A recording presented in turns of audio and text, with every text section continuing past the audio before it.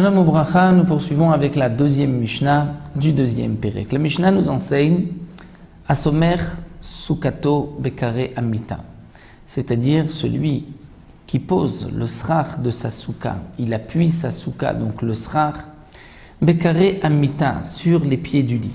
C'est-à-dire un homme a un lit qui est entouré de 4 ou de 3 parois, qui pourraient donc servir des parois de souka, et il veut mettre juste le srach par-dessus, donc à condition bien sûr qu'il y ait du lit, donc de l'endroit où on peut s'asseoir ou s'allonger sur le lit, il y a 10 tfachim jusqu'au srach, comme nous l'avons vu puisque c'est le shiur d'une souka, et à condition aussi que la souka fasse au moins 7 tfachim sur 7 tfachim. Dans le cas où ces conditions sont remplies, si on a juste mis le srach au-dessus des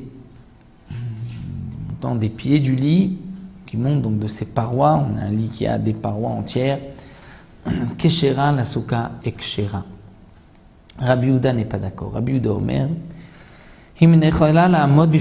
si la souka ne tient que sur le lit, si elle n'a pas 4 poteaux pour retenir le srach, c'est-à-dire que la souka ne tient que sur le lit, et lorsque on déplace le lit, on déplace aussi la souka, eh bien dans ce cas-là, dit Rabbi Yehuda, la souka est psoula. Pourquoi la souka est psoula? Puisque d'après Rabbi Yehuda, comme nous l'avons vu, la souka doit être une habitation d'Irat Keva fixe, et lorsque la souka peut bouger, lorsqu'on bouge le lit, elle n'est pas fixe, et donc d'après Rabbi Yehuda, la souka est psoula. Un autre digne que nous enseigne la Mishnah, souka ameduv lelet, c'est-à-dire une souka ameduv lelet.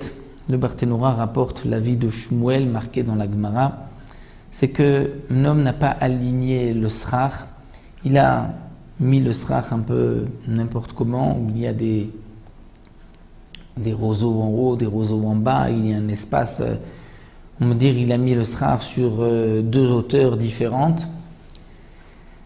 Et donc lorsque on regarde ce srach de cette manière, on s'aperçoit qu'il y a plus de soleil que d'ombre dans la souka. Donc la souka, dans ce cas-là, théoriquement, devrait être pessoula. Mais, et c'est ça le chidouche de la Mishnah, si on peut aligner et mettre au même niveau le srach, c'est-à-dire considérer que le srach qui est plus haut tombe sur le srach plus bas, à ce moment-là, on va avoir une souka kshera où il y a plus d'ombre que de soleil. Eh bien, la souka est kshera. Le chidouche de la Mishnah, c'est que même que maintenant le srach se trouve sur 2 hauteurs, mais on considère que s'il était tout ce srach sur une même hauteur, il y aurait plus d'ombre que de soleil. Eh bien, même si maintenant c'est sur 2 hauteurs, la souka reste kshera. Un autre din, chez Tzilata Meruba Mechamata, c'est-à-dire que le srach est pauvre, mais malgré tout, il y a plus d'ombre que de soleil. Dans ce cas-là, la souka est aussi kshera. Donc d'après Shmuel, il y a ici 2 cas mentionnés, Meduv lelet et aussi Shetzilata Meruba Mechamata. Dans la Gemara, Rav lui explique qu'il ne s'agit que d'un seul cas. C'est un cas où il n'y a Meduv lelet, c'est-à-dire un srach qui est pauvre, mania, et qui n'a pas beaucoup, qui n'est pas très touffu. Mais malgré tout, s'il y a plus d'ombre que de soleil, la souka est kshera.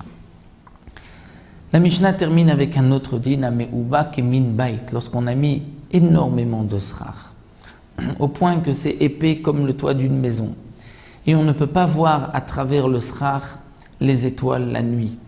Afalpi, nous dit la Mishnah, bien que she'en hakochavim nirim mitocha, qu'on ne voit pas les étoiles de la souka, donc le soir keshera, la souka est kshera, bien que les khatrila, il vaut mieux laisser un peu de trou, d'espace pour qu'on puisse voir les étoiles, donc ne pas mettre un srach trop touffu, malgré tout, bediavad, la souka est kshera, à condition, comme explique les mefarshim, qu'au moins la pluie peut tomber à l'intérieur de la souka à travers le srach, donc ça c'est une condition impérative, mais si on ne voit pas les étoiles, bediavad, la souka est kshera.